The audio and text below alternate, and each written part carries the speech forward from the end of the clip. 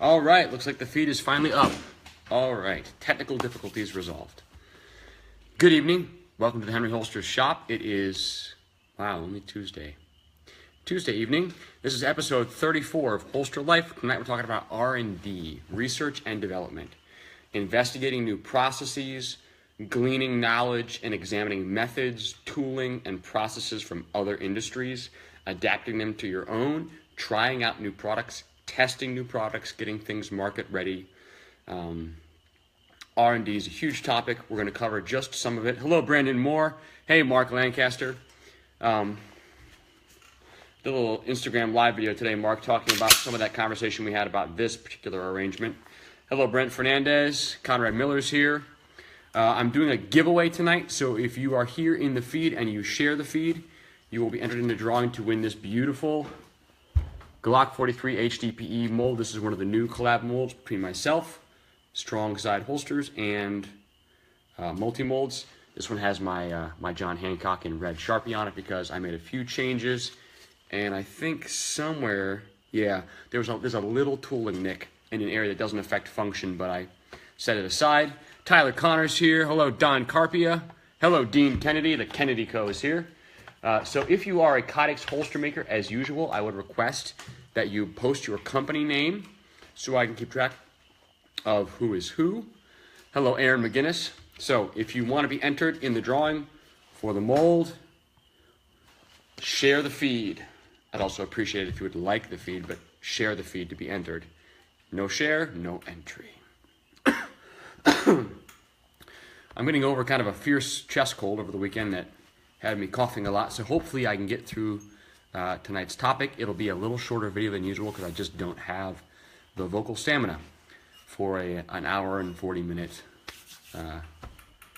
mega talk. So tonight's tool tip, really simple. Hello, David Mills, Fat Boy Custom Holsters. I move my camera a little bit so I can see the comments more easily. This is kind of a throwback. This is an old school tool, an old school tip, based on how I used to do my outside the waistband pancake holsters, or it can also be used to align hardware blocking. But this is, hello, Eric Olson, 5 White Holsters in the house. This is an angle template. This was a posted sign that I bought and cut up, and it gives me a particular angle. And so how this would be used, here's a SIG 320, it's clear, no mag. Okay, if I had pressed a holster and I wanted a particular angle of cant, I would line this vertical part up with the slide, and then I would trace on the top line of the template, and that would give me an angled reference line across the face of the Kydex. That would allow me to then adjust and place any templates I needed to use to put my holes in. It would allow me to get the ride height I wanted. Some guys do a jig that they made with a belt and clip and scrap and various things. I found this kind of clipped plastic flexible template to be very versatile. One of the other reasons it's so helpful is because, like a flexible ruler, you can bend it over contours and get nice clean marks on both sides. So I had these in several. This was I think looks like about a 12-degree template I used for outside the waistband pancake holsters. Here's a smaller 0-degree template, square cut, that I used for magazine carriers to locate my top eyelet on the right and left side. And really, your eye is oftentimes a pretty good indicator as long as you have reference lines to work from. Human eyes are very good at detecting things that are out of parallel. Perpendicular is harder to see. Parallel, our eyes track to very easily. And so a template that relies on parallel alignment of this vertical member with visible lines of the slide makes it pretty easy to get a consistent layout. And then I would simply trace that top line across the holster, and then that pencil mark, I wouldn't trace it across the whole face, I'd trace on one wing and then trace the corresponding wing. And then I would use that reference mark to align the template I would use to locate all my drill holes. And that way I would have a consistent angle across a batch of holsters that I was hand making, and I would also be able to ensure by placing the template visually on the holster that I had adequate clearance for the finger and the full firing grip around the holster. So with the index finger laid on the front of the holster, I could make sure that in this area here, that line left enough room right here for the user to get a nice, clean, full firing grip. So this is a totally low-tech solution. One of these signs will cost you $2 or $3, and you can cut it up and make a bunch of templates out of it of different sizes, different angles. All you need in order to make the template is a straight edge to cut along, a metal ruler, something like that, and you will need some kind of protractor to lay out your angle. That's it. Make a template, and off you go, and it will give you consistency. I don't like, some guys use angle gauges and templates and things for their actual layout. I found it always much easier to transfer hard numbers into what, in carpentry we called it a story stick. And a story stick is simply a fixed measurement as a reference that you don't have to care about numbers for. Hello, Jeff Kwan. An example would be if you were putting wainscot in a house and you needed the top rail, you needed the top end of your pieces cut at a certain height, you would take a piece of scrap, you would cut it to the appropriate height, and you'd walk it around the room and you'd mark the wall. It's a story stick. If you tried to do the same thing and said, I need every piece to be cut 31 3/4, you can take a tape and you can walk around the wall, and you can pull your tape out and lock it and walk around the wall and read and measure and mark. But it's way easier to have just a piece of wood that's cut to the right length. You walk it over, mark, walk, mark, walk, mark, and then you put all your pieces up and you're good to go. Everything comes out nice and clean. The top piece of bead trim comes out level. Everything looks sharp. And so this is essentially a story stick for holsters. And you can make them in any combination of angles you want. You can put holes through them if you want to use the template to actually locate your top holes, so that it actually serves as both an angle guide and a top eyelet hole reference. There are a bunch of ways to do this, but flexible plastic is great for making templates, and it gives you consistency. It's pretty mindless. You don't have to worry about numbers. You just make it once, get it worked out right, and use it after that. I don't use these basically ever anymore because I do most of my trimming on my CNC, but this kind of approach to layout and measurement is actually really effective. So I've seen a bunch of new people join. I'm up to 43 viewers, which is awesome. If you recently joined and you want to be entered into the drawing to win this Glock 43 HDPE mold, this is one of the new collabs between myself and Conrad Miller of Strongside and Tony Katner of Multi-Holsters. You need to share the feed to be entered. I'm sure you guys saw there's a red X on this. This is a slight cosmetic blem. Fully functional, but it's a giveaway. That material is great for trigger guards also. Thank you for that info. Yes, Dan Taylor. Another tip I showed in a video months ago was that I really like this material to cut up and use as a trigger guard shim. So on a mold like this, where you have a full trigger guard area that's been machined in at depth, you can, with scissors, cut out a piece of this until it fits snugly in the trigger guard, and it levels up the entire trigger guard by a measurable thickness. So if you have digital calipers, which you should have if you're a holster maker, these are the most basic, commonly used reference and measurement tool that holster makers need. Don't buy the cheapest possible thing. I would say probably spend 40 to 60 bucks on a decent set. Excuse me. But this plastic sign material is 27 thou thick. And so I'm not sure if this is cut from the same sign or not. No, this one's 29 thou, and I have some other signs that are different colors that are different thicknesses. And so if you want to shim up a trigger guard by 15 or 20 thou, you can take your digital calipers to the store, and you can go to their sign rack where they've got yard sale, posted, sale wanted, whatever kinds of signs they have, and you can measure the thicknesses and come up with a range of thicknesses that are useful to you as shims, and then cut them up and use them in your shop. All right. So, R&D. Moving on to the real topic for the evening. R&D, research and development. It's a huge topic, and if you are a small company, you have some enormous advantages and some enormous disadvantages. I'll start with the disadvantages first. The biggest thing small companies lack when it comes to R&D is capital. R&D costs money and typically doesn't make much money right away. And it's typical that most things you investigate in R&D don't actually turn into marketable product. The point of R&D isn't really product. Research is not about product. Development is about product. This is like the difference between science and applied science. Applied science has concrete, specific goals. It's trying to solve problems, do certain things. Science, on the whole, is about discovery, investigation, the scientific process, doing experiments, testing hypotheses. Different animal. Hello, Warthog Holsters, Matt Pizzell. Thank you for liking and sharing the feed. If you want to be entered into the drawing to win the mold at the end of the evening, you have to share the feed. So hop on that, share the feed.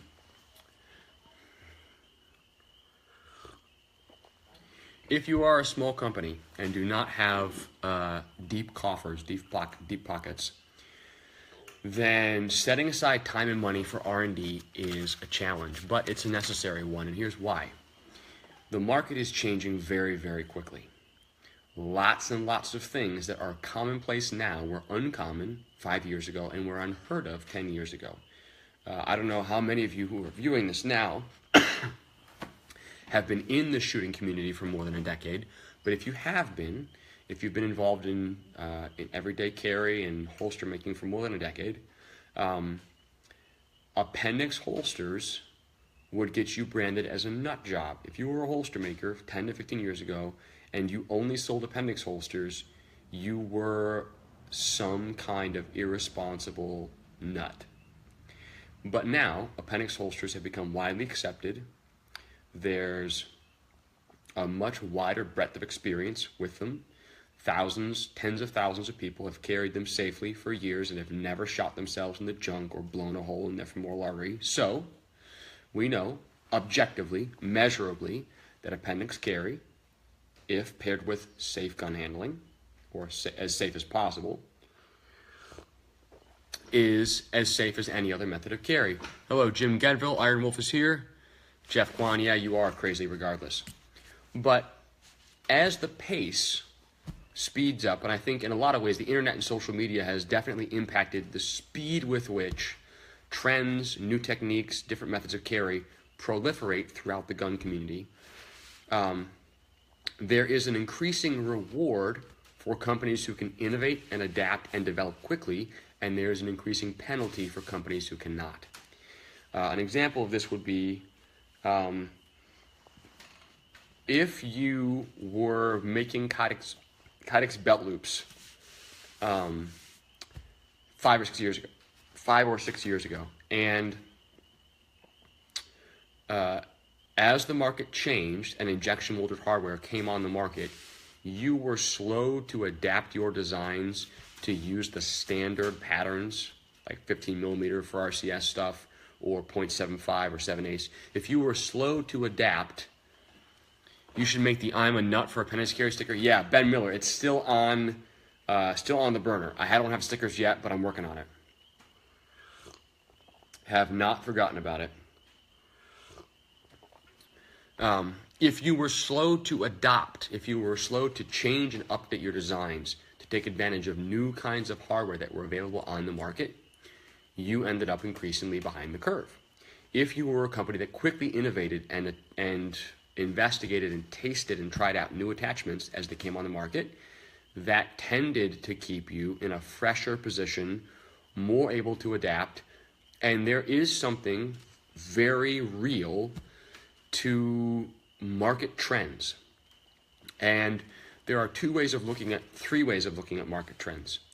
There is a blind faith that the market is always right and that the majority of gun owners are well informed and well trained, and therefore that the things that they prefer are valid automatically. I don't subscribe to that view.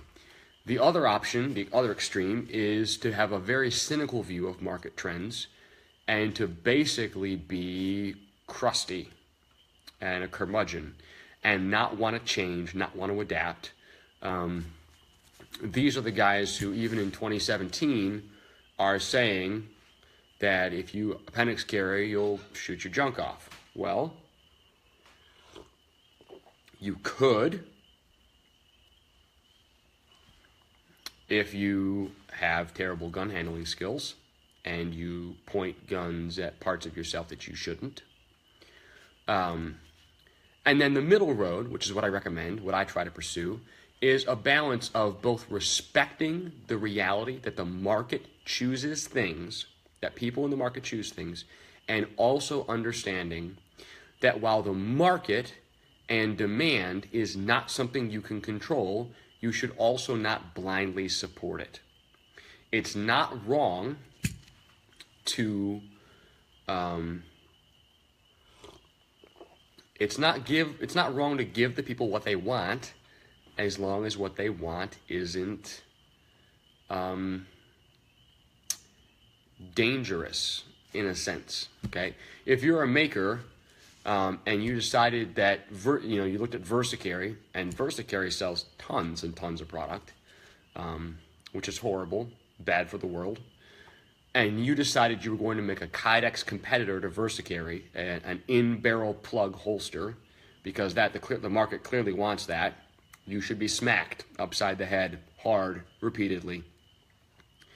But that doesn't change the reality that lots and lots and lots of people are willing to spend their money on extraordinarily suboptimal solutions for carry and concealment. So you should have standards that you hold yourself to that are independent of market influence about what you will and won't make for safety reasons, for performance reasons. That doesn't mean that if the market really wants Texas flag holsters, that you shouldn't make any because the market wants it, and that means it's wrong. Okay? So it's not wrong to respond to market trends and use those to build your business. Okay? You're in business, if you are in business. And part of the goal of business is revenue and sales. I wouldn't say that's the only goal of business, but that's an unavoidable intrinsic component. If you don't have revenue, you don't have a business. So when it comes to research and development, when new things come on the market, you need to try them. If you are committed to trying to stay at the front edge of what's out there and give your customers the most relevant product you can. I asked the guy why so many kind of clips. He replied he was very successful and will not change. Why was I following on IG, he asked, if I didn't like his holsters. Todd May, lots of people do things that are poorly thought out or counterproductive. And there's a very common fallacy here. It's a fallacy of, well, it's working for me. Okay? If you make Kydex clips and you know how much it costs you to make, you know how much time it's involved to make them, and you think this is good enough, it works for me, that's a very different thing from saying, well, what if you were buying injection molded ones? Could you get the hardware on faster? Would it be better? Would you have fewer breakages? Could you hold more inventory? Would you have less labor cost in every holster?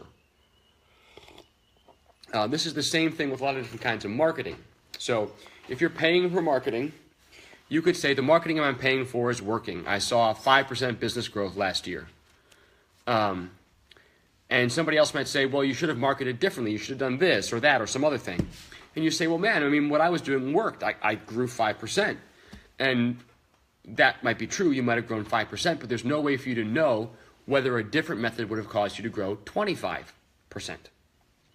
And so if you're a holster maker, it's important to keep your ear to the ground to know what's coming down the pike. Like an example is, nowadays, roll-in specials are really hot. If you've never shot one, you should. You should at least taste and investigate. So I got a couple of comps here. This is the V2 and V3 from Texas Black Rifle Co. I've got my own KKM comp on my 17 that I'm carrying after I've shot it a bunch, and I'm comfortable with it, that it functions well for me. If you haven't shot a comped pistol, you owe it to yourself to at least try it. If you've recently joined the feed, I am giving away a CNC machine HDPE G43 mold this evening at the end of the feed. To be entered, you have to share the feed. So please share the feed and like the feed. I appreciate it. So research can be trying out new methods, looking at other industries, just experimenting with things.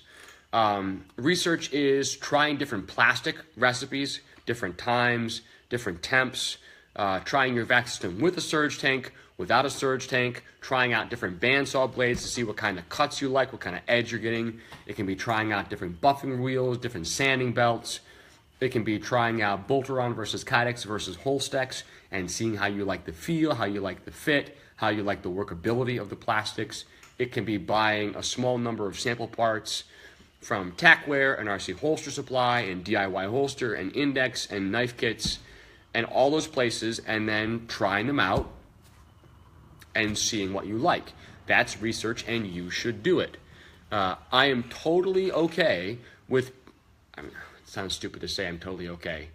I fully respect decisions that other holster makers make that are different from mine, provided they've put in the work and come to a reasoned decision. What I have this much respect for is decisions that are made by default, without comparison, without investigation, without testing, without tasting any of the other options. If somebody says, this is the best belt clip in the world, that's why we put it on our holsters, and they've never tried the other things on the market, that's BS, and I have zero patience for it. Hello, Kyle Shook. So, you owe it to yourself, if you're a holster maker, and you owe it to your clients to try to keep a reasonable tab on what's coming out in the market, who's making new attachments, what other things are going on, and you should train. Training is a great way to do research. You will find out things about your rigs and about other people's rigs in classes that you would never have known from standing around handling them in your shop. Hello, Nate Gallup. Omega Holsters is in the house, and Spider Concealment just crawled in. Hello, Bobby Jackson. I saw that your soft loop prices have gone down in bulk. I don't, well, no comment on that. Just noticed it. Thought,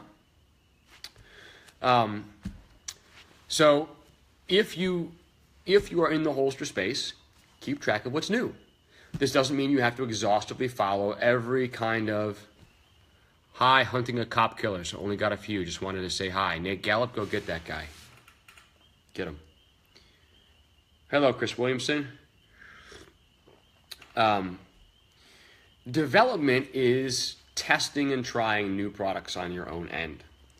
And so development involves usually having a concept, an idea, and then bringing it to prototype stage, having something you can actually test, and then going through a process of testing, documenting, problem solving, revising, remaking, reprototyping, more testing, more problem finding, problem solving, and then more prototypes.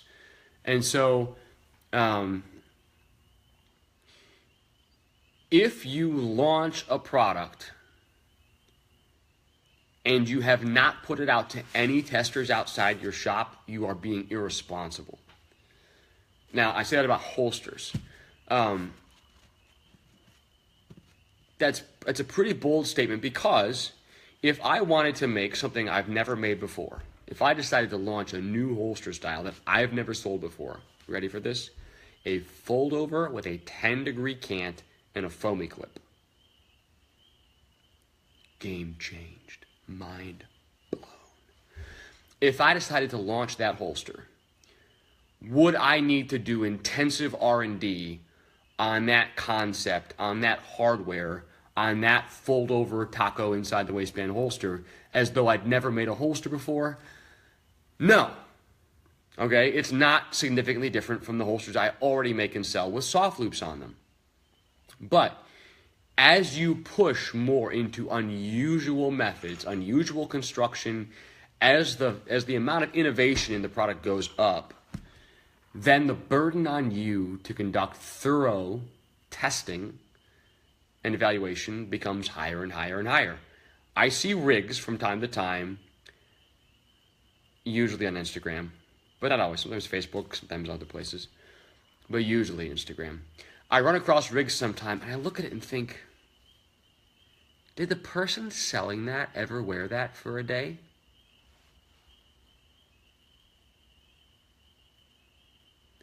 And I can only think the answer was no.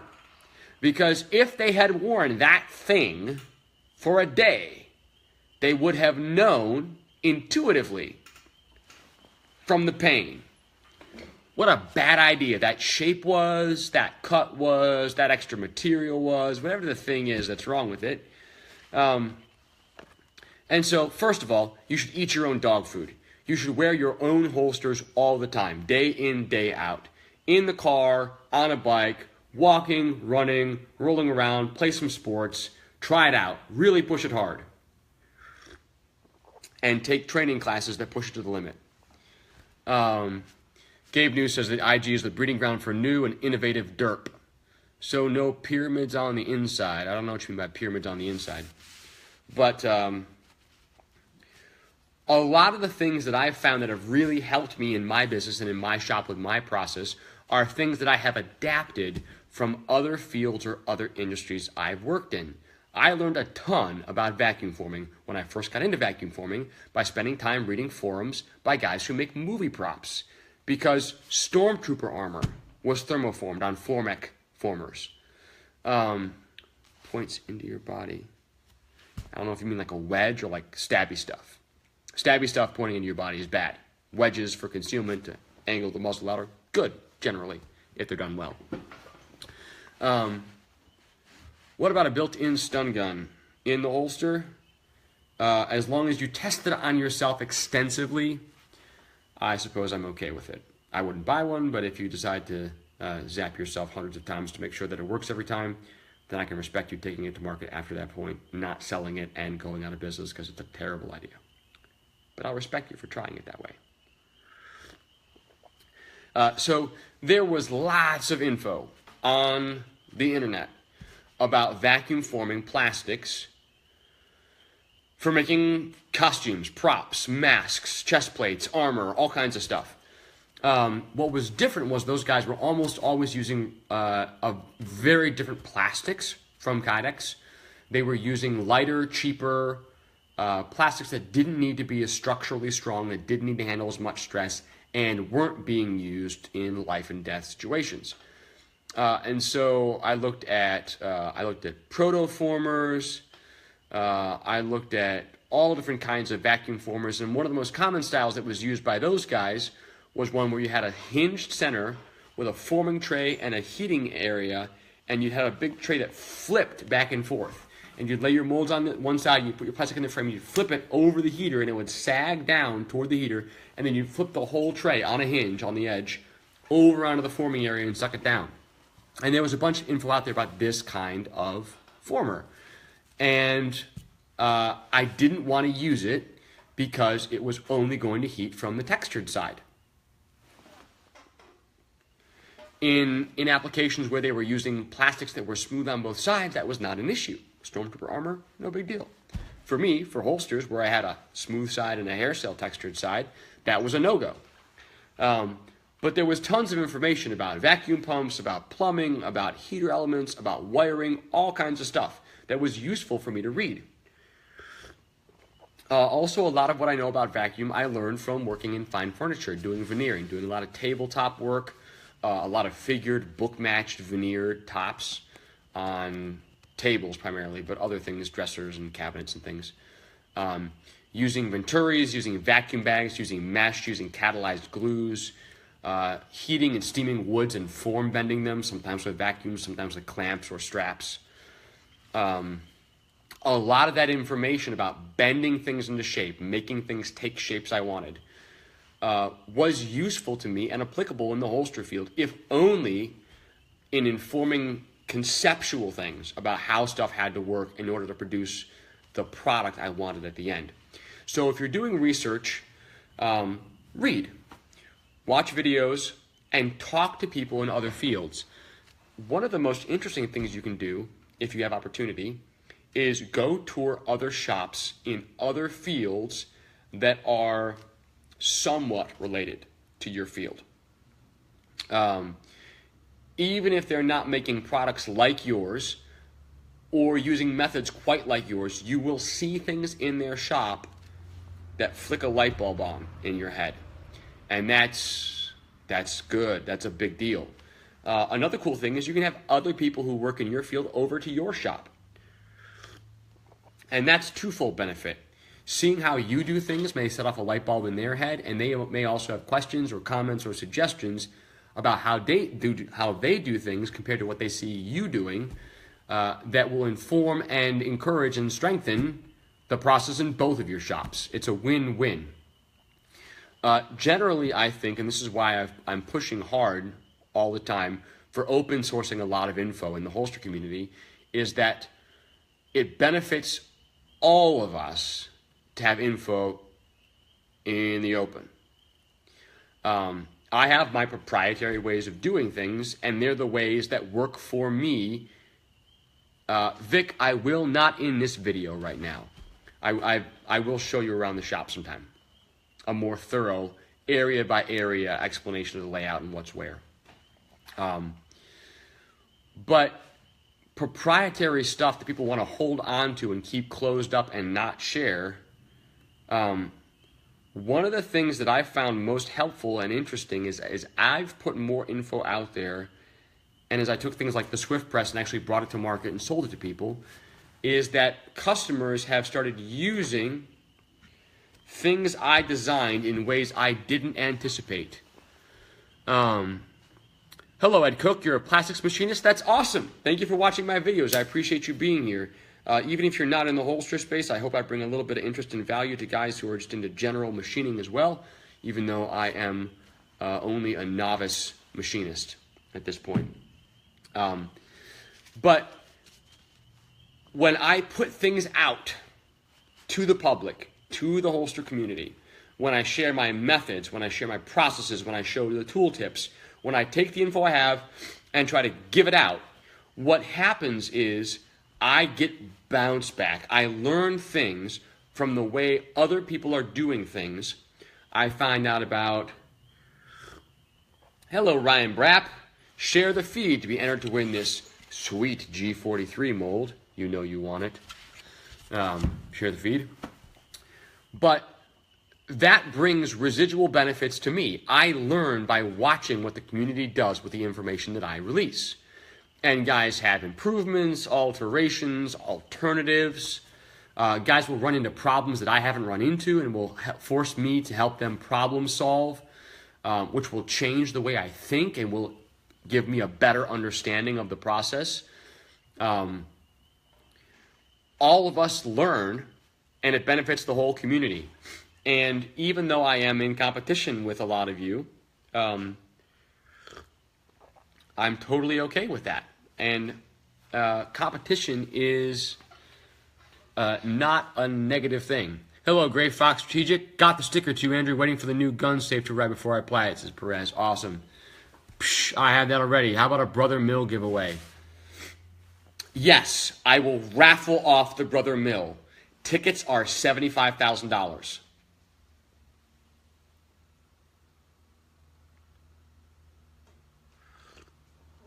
If you buy two, Ryan, the second one's $50,000. If you buy three, the third one's $25,000, and you'll automatically win.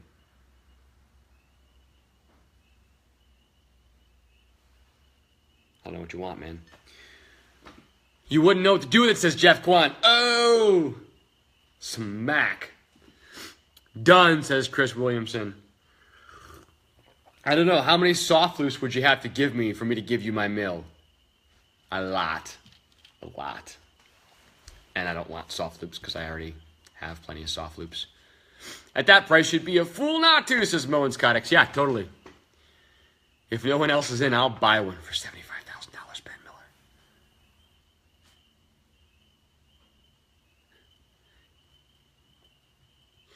Yeah, whatever. I'm not so good at math, Conrad, you know. Hire an Asian to run it. I hear they're good at math and stuff. So I was having an interesting conversation because I've been trying to teach my employee, Eric, as much as I can, as quickly as I can about running the mill. And he's to the point now where he's getting more comfortable probing, calling up programs, setting tool offsets. He's doing a lot of things on the mill, which is excellent. But we were talking about just concepts today as I was explaining how I was programming the cam on a new mold. And he commented that what he hadn't realized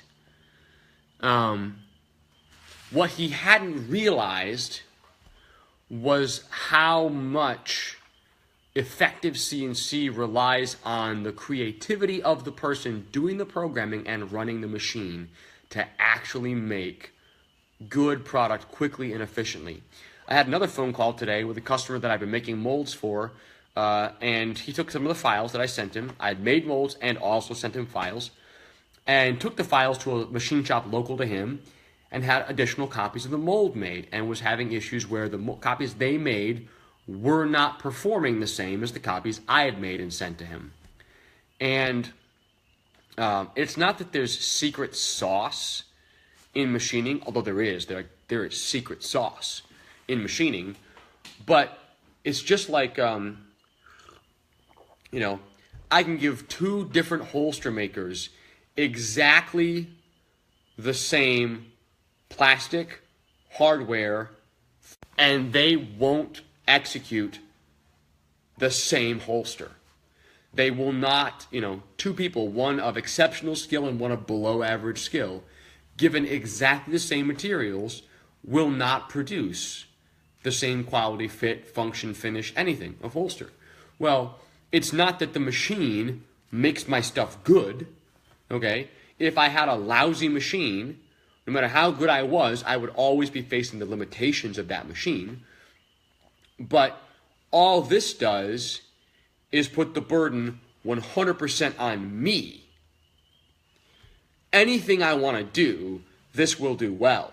And so the responsibility is completely on me to design, to program, to test, and to refine to a high level, because, I can't say, well, it turned out bad because my mill is just, a piece of junk.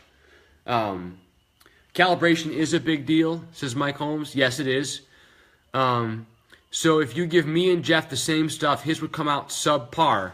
Ryan, are you the holster maker of exceptional ability or the one below average ability from my example? I don't know. What I was saying was that packaging and dealer order, says Mike Hallam. Well, you're late, Mike Hallam. If you want to be entered to win a free G43 holster, it will cost you sharing the feed. So share the feed. In CNC, just like in holster making, talent and skill, consistency in execution is a huge part of it.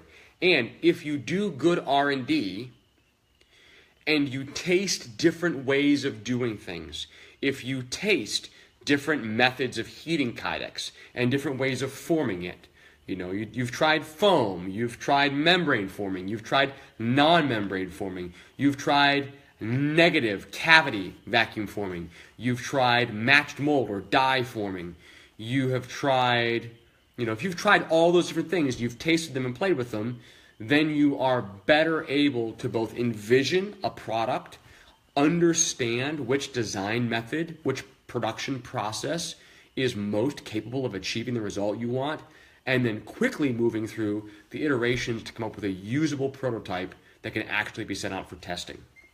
And so,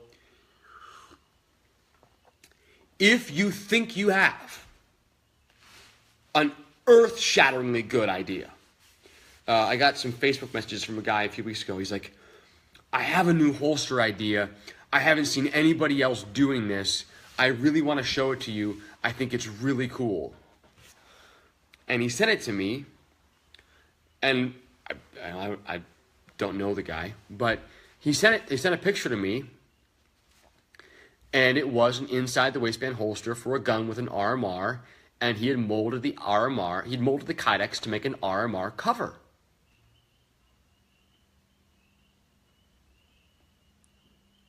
that's been around for quite a while. Okay? He didn't know that.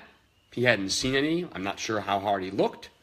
But I looked at him and, oh yeah, that looks like this holster from this company, and this one from this company, and that one from that company, and this one from this fourth company, and this one from this company.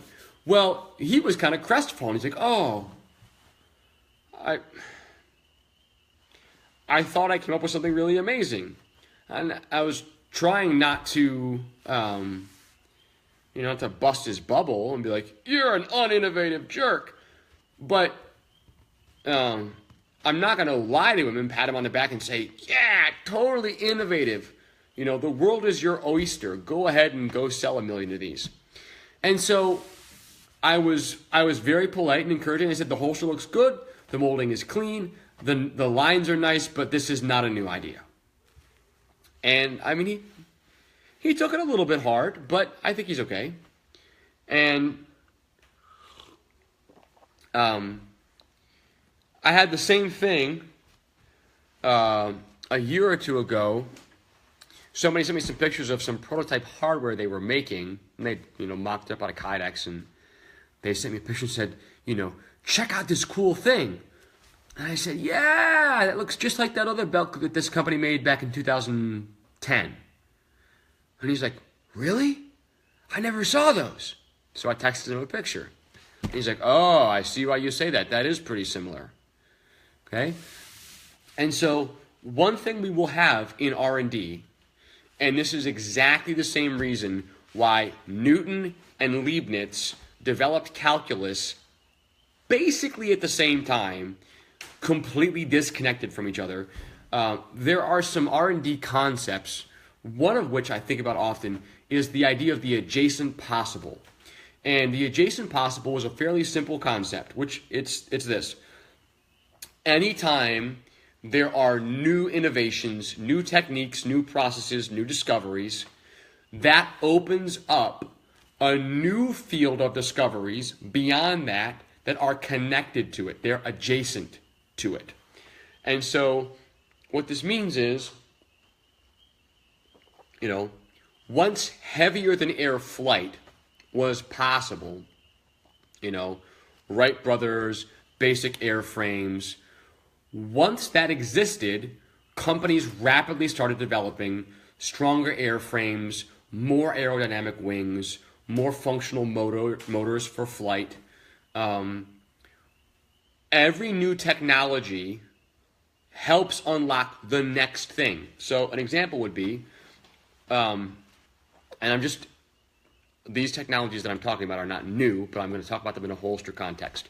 When vacuum forming started to hit scale, and lots and lots and lots of people started jumping onto that or jumping into it, that meant that a lot of guys started independently developing similar things that had not been possible to do effectively with foam.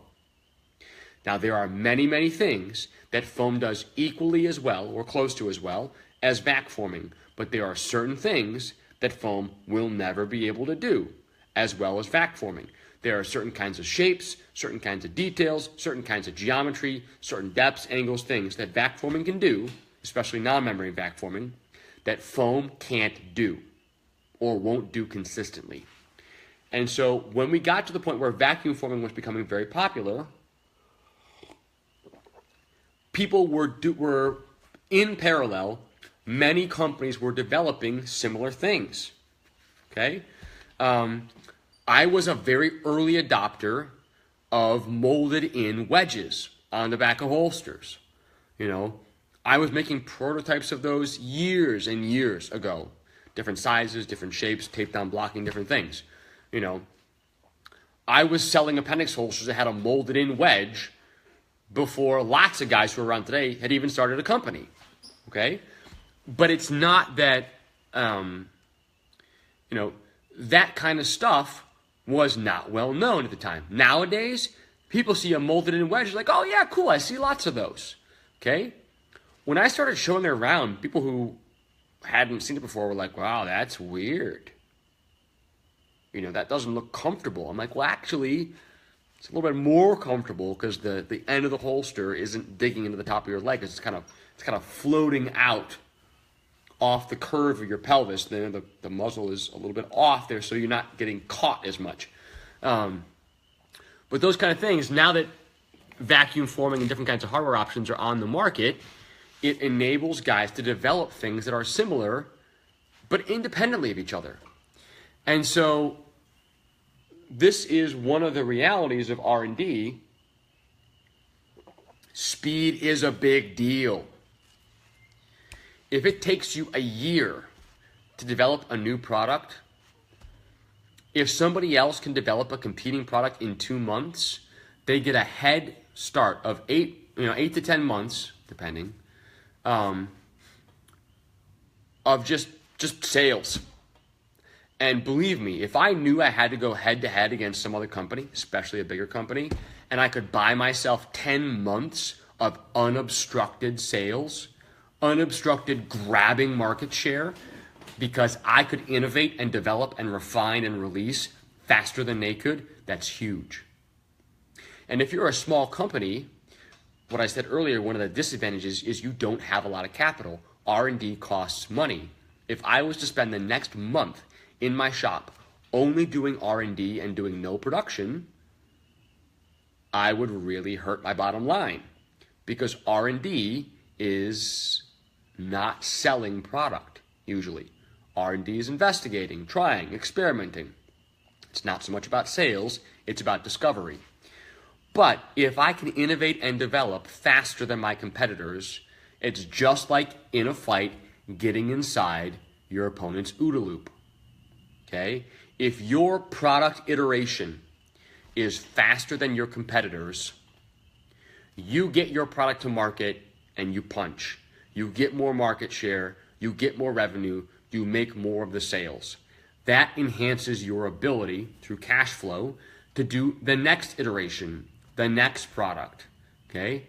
Every time you out-innovate and out-develop and out-refine and release earlier than your competitor, that is a competitive advantage. That means dollars, sales, market share, traction, revenue, brand equity, all those things. It's a big deal.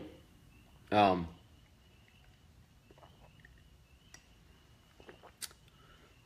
there are guys who are not especially innovative, and their MO is to be quick followers. And this is a totally valid place to sit in the market. If you find in yourself as a business owner that you don't really have innovative DNA, that you are not a developer, then one of the things you can do is watch the market like a hawk, see what new stuff is coming out, and be a fast follower. This could be, this is seen by some people as simply being a hack who copies. But there's more to it than that, because a fast follower can't possibly follow everything on the market. If you find yourself that you are not a great innovator, but you have a good feel, when you look at things that are on the market, you have a good feel. Hello, Adam Pierce. If you have a good feel for what makes sense and what doesn't, what's snake oil and what's not, then you are in a position to effectively fast follow on good innovations and skip the bad ones. Okay?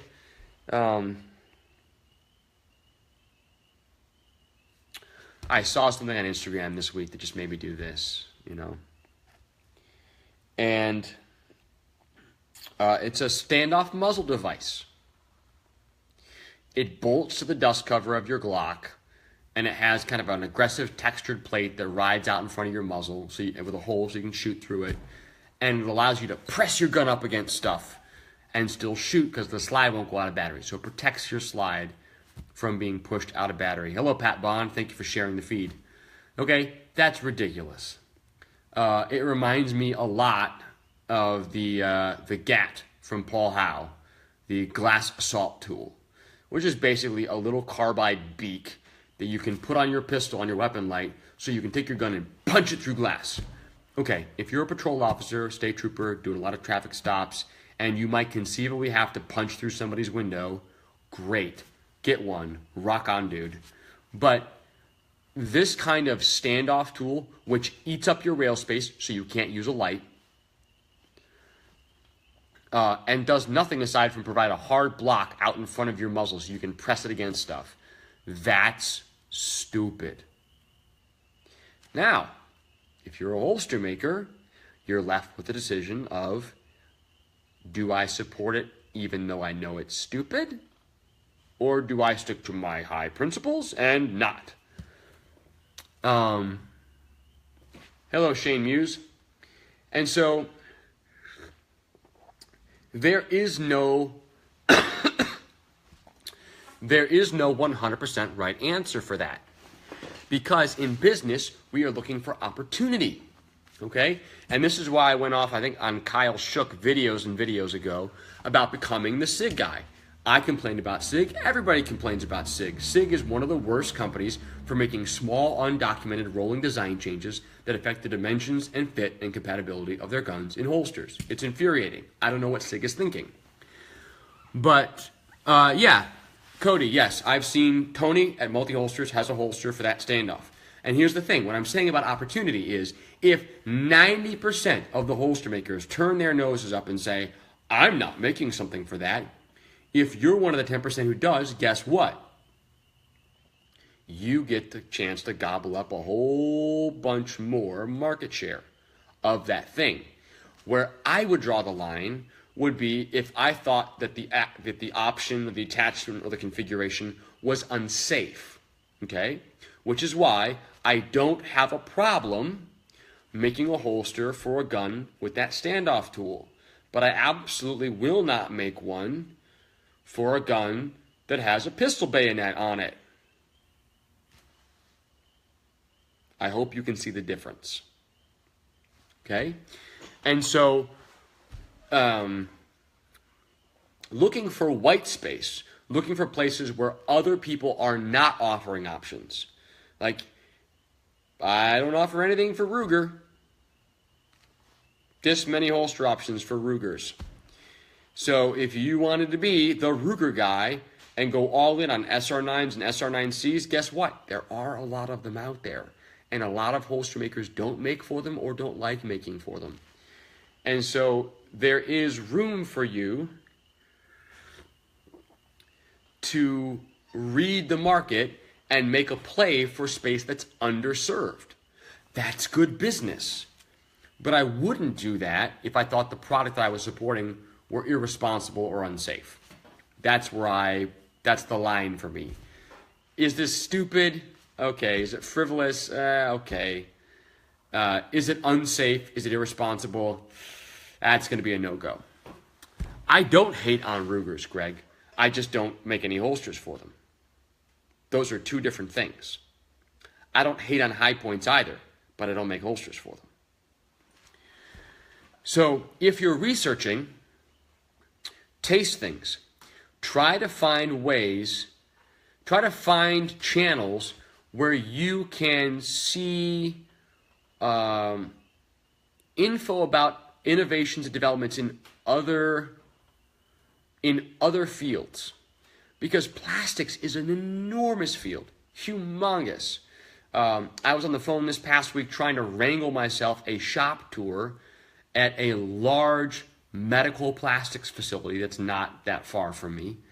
I just happened to find out that a guy who had gotten one of my holsters at a charity raffle where I donated some gear to raise money for an organization,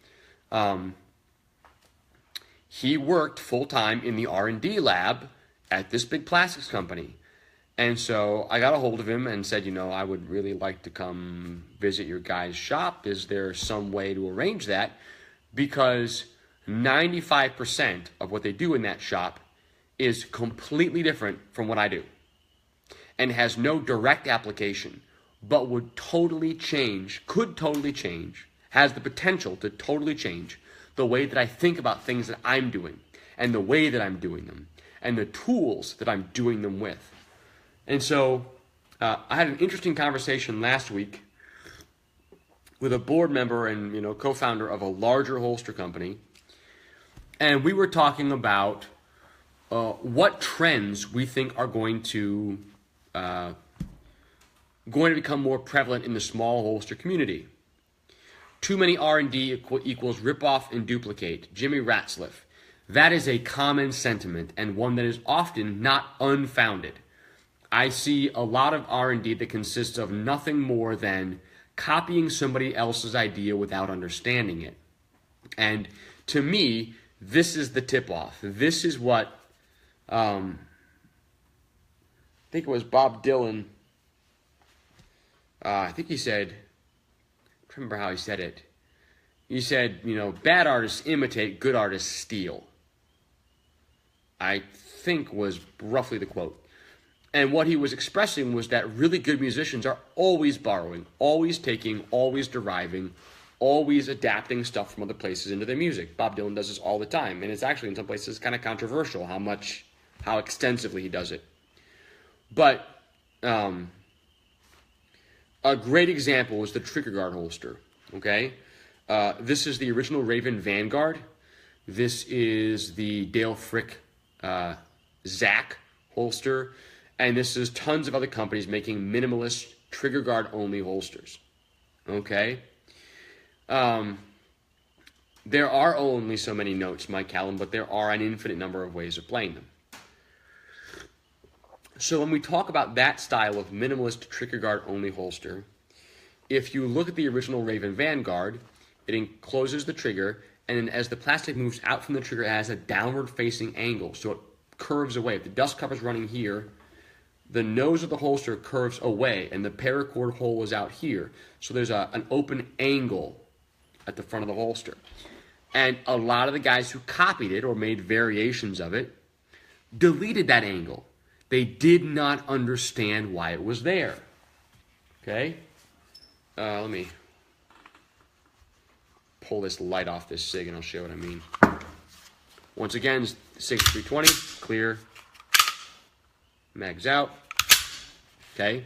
The Vanguard holster covered the trigger guard and then angled down here to a point right about out here. So there was a gap right up here that angled up toward the top of the trigger guard. And a lot of guys who made a version of that just did a rounded front right here because they didn't understand the function of that angle. Guess what? The guys who designed it did it deliberately, and it was there. Good artists copy, great artists steal. Pablo Picasso. I think Dylan probably stole that from him. That angle was there, so if you drew the holster and for any reason your strap, your paracord, your lanyard, whatever, failed, broke, came off, you could simply take the support hand and hook in that spot and sweep the trigger guard cover off and form your firing grip. Many of the features, many people who made a similar thing never understood the function of that feature and left it out, and ended up making trigger guard holsters that would be much harder to get off if you had an emergency and your lanyard failed. And so when I see people copying things and the copy tells me that they did not understand the original, that's when I think, yeah, okay, that person's a hack. But when I look at somebody who made a similar work to something else on the market, and I can see that they fully understood it and in some ways refined or adapted or modified it, I'm okay with that. Hi, Chris Burns, C&G Holsters here. I heard, Chris, a little birdie told me that you've been going through a lot of G43 molds. So, if you share the feed, you can be entered to win this sweet G43 mold. This is one of the new HenryHolsters multi-molds, strong side concealment collaborative molds. So share the feed. So ultimately, each of us rests on our own integrity. Did we actually design? Did we actually innovate? Or did we simply copy? Okay? I don't simply copy things. But I'm always influenced by what's out there.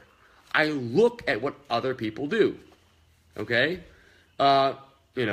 Holsters that have a built-in wedge and a built-in claw on the front are not new. But there are better and worse ways of executing it. Good geometry, bad geometry. Good size wedge, bad size wedge. Good shape wedge, awkward shaped wedge. Okay? It's not that they're all equal, but it's not this, earth-shattering new innovation that's never been seen before under the sun. So, as a holster maker, I try to have a sense of humor and some humility when I see people designing or producing things that I look at and think, boy, it looks like they ripped off my rig. Looks a lot like they ripped off my rig. Okay? And I was not the only one or the first one to do many of the things that I've done. But I try to give credit. And if you asked me, if I looked at my appendix holster, I would say I was influenced by Dale Frick, Hillsman Holster, RCS. There are many guys whose stuff I paid attention to.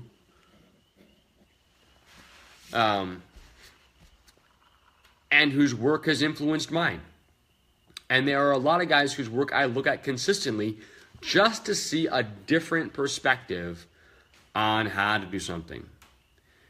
Guys I look to consistently for a different perspective are Zorn Holsters and Vigitac. I have no personal connection to either of those guys. I'm not friends with them. I don't talk with them. But when I see their stuff, it's consistently different. Identifiably theirs, distinct and unique.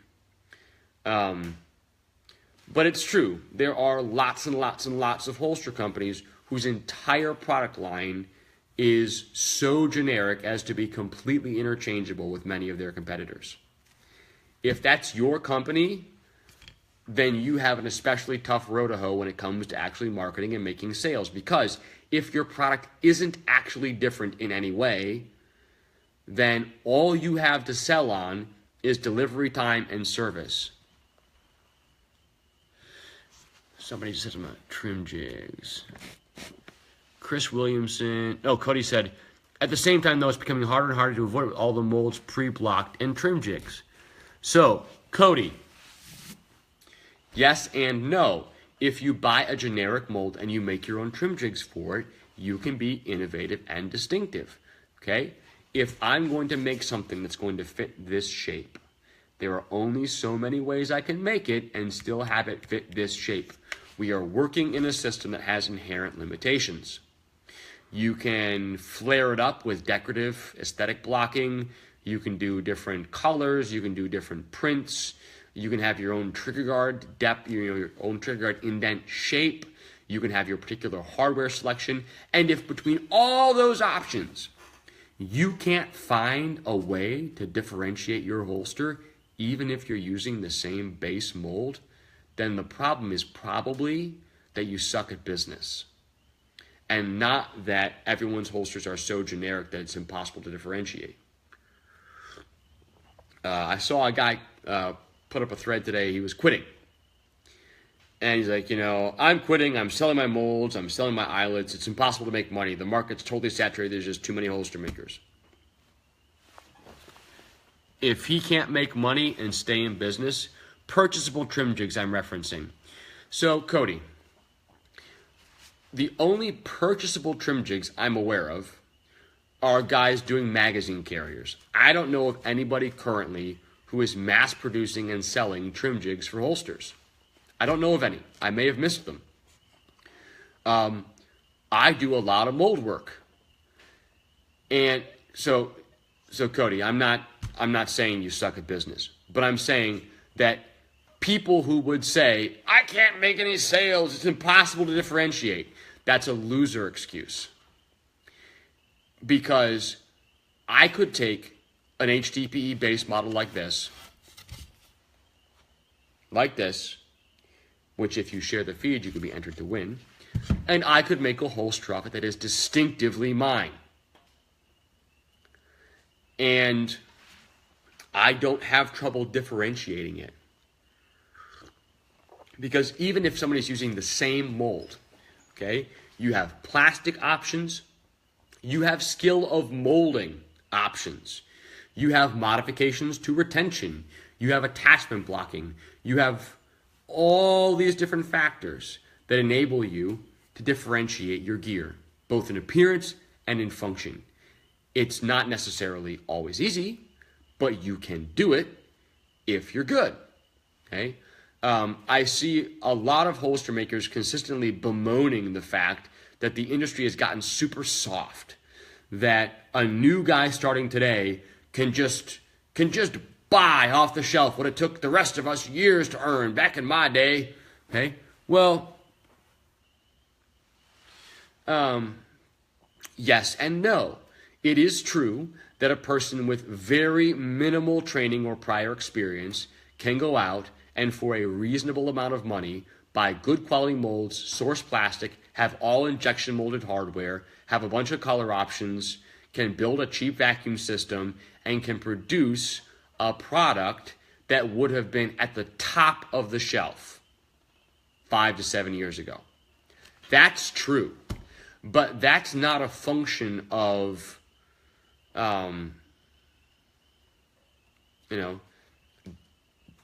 that's just technology and innovation. Guys, the market is being disrupted. I'm busy spending time thinking about and talking to other people about how to put myself out of business, how to break the holster market. Like, we have only begun to see what the reality of internet sales and online marketing and business is going to mean for consumer goods. We're just beginning to see it.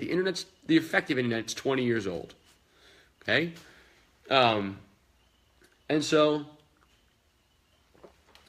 the idea that the market has gone soft and that anybody can just buy their way into a good business, let me ask you this. There are tons of great gun accessories on the market. Can somebody just gear buy their way into being a USPSA Grandmaster? It doesn't work like that. And it's the same thing here. Talent and skill will always matter. It will always matter. Okay? If 3 companies were selling injection molded holsters where there was no handwork involved aside from putting in screws and assembling the parts, Ahmad,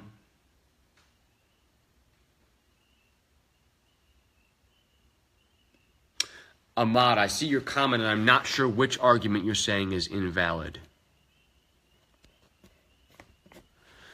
So please follow that comment up and help me follow you. Help me understand what you mean. Market flexibility, skill, innovation, talent will always matter. There are plenty of holster companies that I see that always seem to be struggling because the person running them is a lousy holster maker. There's no way around that, okay? If you're not good at basketball, you don't make it into the NBA, okay? The fact that quality standards have risen and that a person can easily make a product that would have been at the top of the class 5 years ago, yeah, Clark, the bar is just going up. That's good, okay? If you're good, if you actually really have the chops, if you have high standards and you have good skills and you make a quality product, okay, there are 2 ways to look at the bar going up.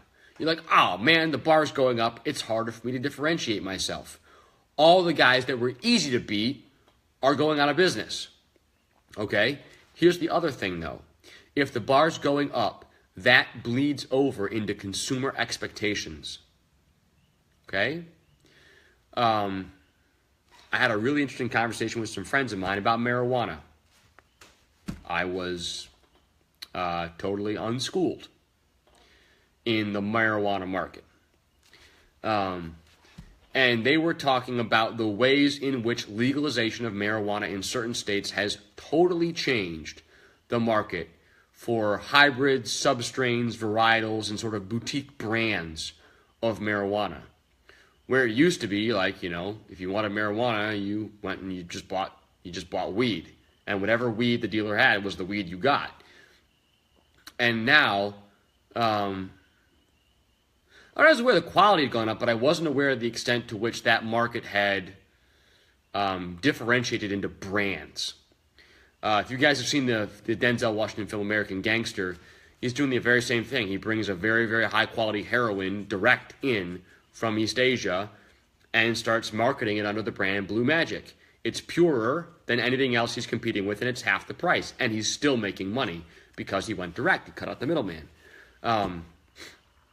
Yeah, Conrad, I don't know about you, but I don't spend a lot of time on the marijuana market. I don't buy any weed. And so, okay, as the bar goes up, people's expectations go up. And if people are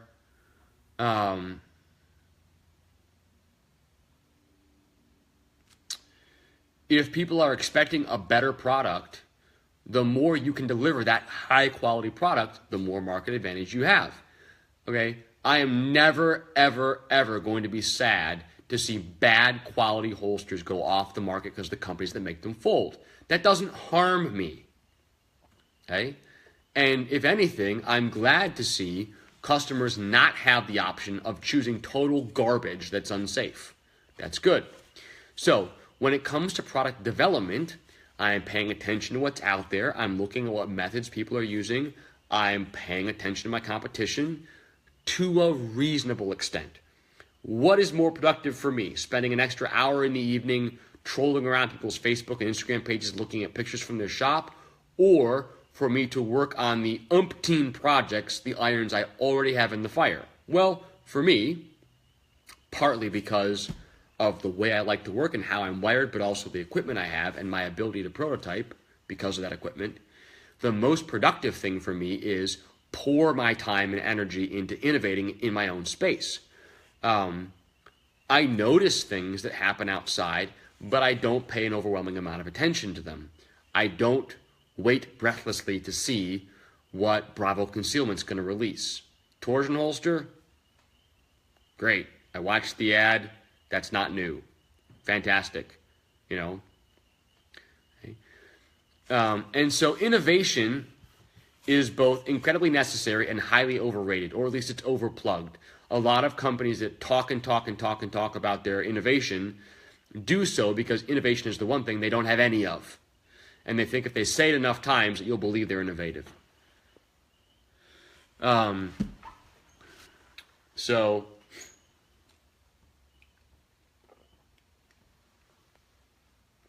product development. A lot of my products start as a mental concept, and then I think about it for a while. I just chew on it. I imagine it. I visualize using it. I think about all the steps that would go into producing it. I think about any additional complications it would bring. Nate Gallup, stay safe. You get that guy.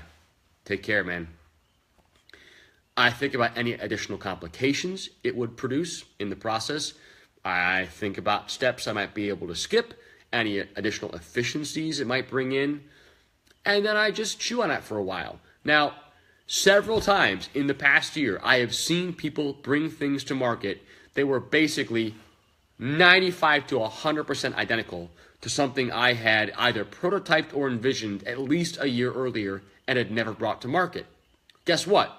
I lose. Period. End of story. If I have a great idea and I don't execute it, it's worth nothing. Ideas are worth nothing. Execution, Clark says he gets up in the middle of the night and writes down ideas sometimes. Yeah, well, okay. Everybody's got ideas. Everybody has ideas. Far, far fewer people are actually equipped to bring those ideas to life. And of that group of people who actually have the chops to bring those ideas to life, an even smaller slice of those people are equipped to bring it to life quickly and bring it to market effectively. And so innovating isn't enough by itself.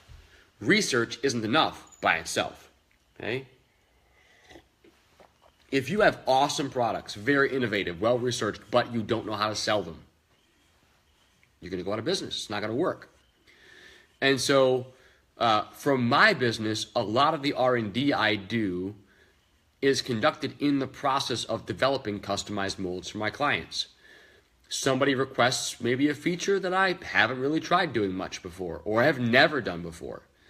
And, you know, in order to give them the best possible product, then I have to quickly I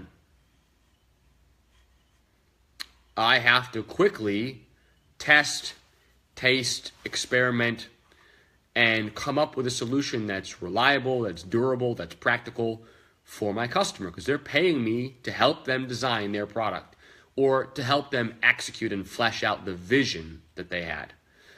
And that is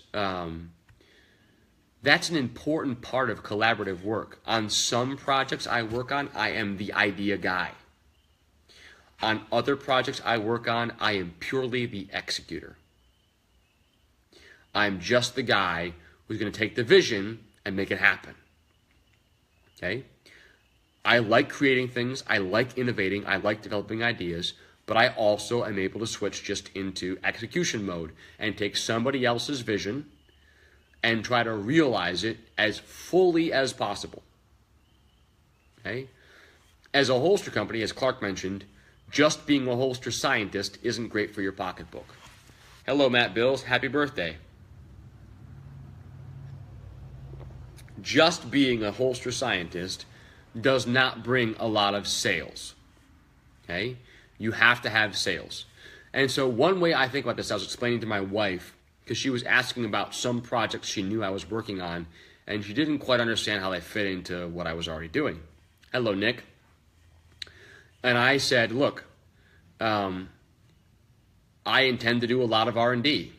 That's just a constant. I'm always trying out new things. And in order to be able to afford the time that I take to do R&D on projects that are not being paid, the time I spend just experimenting, I have to have additional products that are stable, predictable revenue generators. Okay? I have to have meat and potatoes jobs that pay the bills and keep the lights on and pay for new tooling for this and buy all the plastic that I cut up in it so that I can afford to actually take the time to innovate. If I was always under the gun and a slave to the budget and only had time to ever do things that were going to be paid right away, I would not be able to innovate. Yeah, Hoftech's late. What can I say? Nick, I don't know if you need any molds, but if you share the feed, you'll be entered into the drawing to win this sweet, lightly blend, marked G43 HDPE mold that I'm giving away at the end of the night tonight. So if you don't currently set aside time for R&D, and you don't look at what your competitors are making with an eye for R&Ding some of those ideas, then you're missing a major part. Does this mean that every time I see a holster design that I've never made before that I rush out and make it?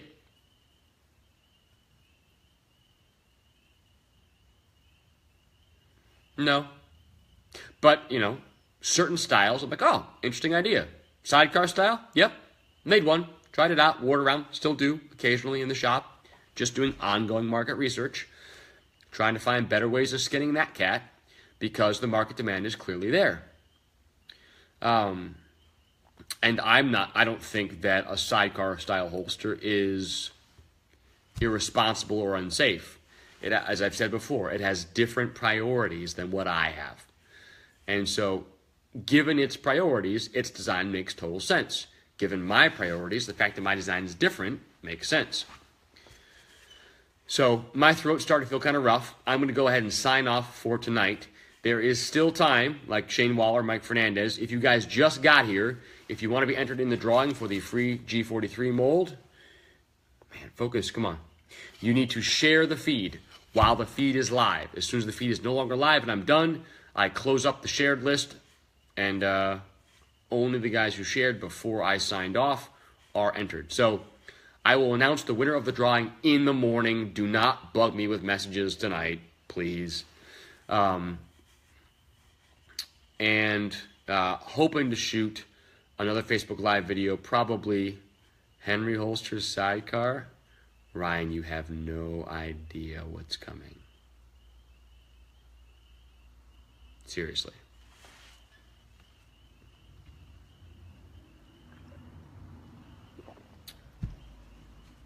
Anyway,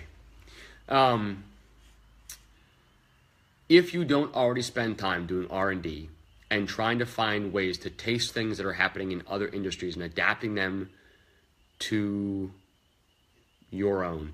Your marketing budget just went up, says Jeff Kwan. I don't know what that means. I know what it means, but I don't know why you're saying it. Anyway, you should spend some time, always dedicate some time to tasting what's out there, to experimenting with new things. I think it was really cool. I think it was Dave Milha was selling negative vacuum molds, female vacuum molds for flashlight carriers.